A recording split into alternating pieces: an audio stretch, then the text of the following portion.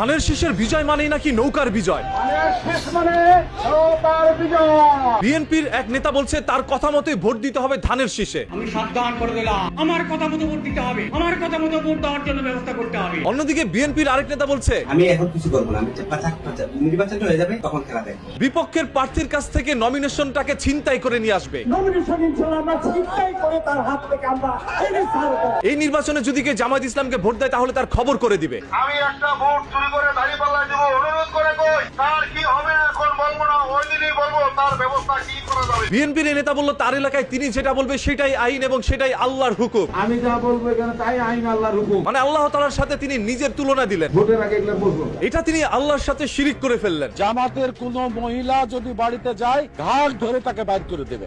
জামাতের মহিলাকে জন্য বাড়িতে ঢুকতে দেবেন না। তবে বিএনপি থেকে কোনো মহিলারা বাসার মধ্যে ঢুকে নাই, সবাই রাস্তার মধ্যে নেমে মানুষের কাছে ভোট চাচ্ছে। এবার আনন্দ নিয়ে যাবেন, নিজের ভোট নিজে ইচ্ছা মতো বিসমিল্লাহ বলে ধানের শীষে দিবেন, ধানের শীষে দিবেন। এটাই সব থেকে দুঃখের বিষয়, ভোট দিতে বললো ধানের শীষে আর তিনি ভোট দিবে দাঁড়িপাল্লায়। আফসোস, মহা আফসোস।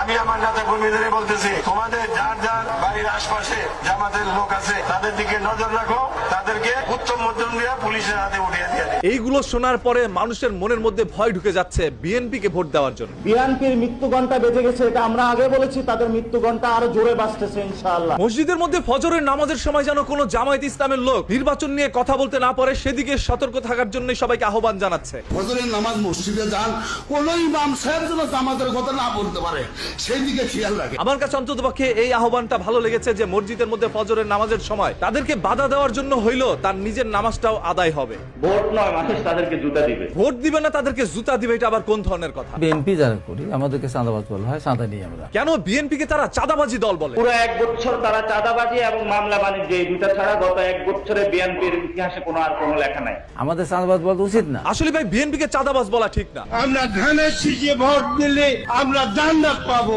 এটা আমরা বলতে পারি। যখন বিএনপির এক নেতা বলছিল ধানের শীষে ভোট দিলে আপনি জান্নাতে যেতে পারবেন, তখনই বিএনপির আরেক নেতা বলল কত বড় ভণ্ডামি এগুলো, এগুলোর সাথে কোনো অবস্থাতে অংশগ্রহণ করবেন না। আমিও এই বিএনপির নেতার সাথে সম্পূর্ণ একমত। জয় বাংলাদেশ জিন্দাবাদ। বাংলাদেশ থেকে আপনারা শেখ হাসিনাকে বিতাড়িত করেছেন, তবে শেখ হাসিনা এখন পর্যন্ত রয়েছে কিছু মানুষের অন্তরে। আমাদের প্রধানমন্ত্রী শেখ খালেদা জিয়াকে আমরা একটা ধানের শীষ মার্কা ভোট দিয়ে জয়যুক্ত করব।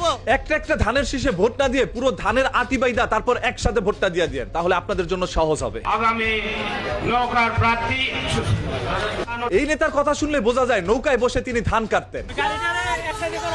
এটা কয়রে কোনোদিন মনে মনে কবি শালা। পৌর যুব দলের পক্ষ থেকে জানাই সংগ্রামী সালাম, আসসালামু আলাইকুম।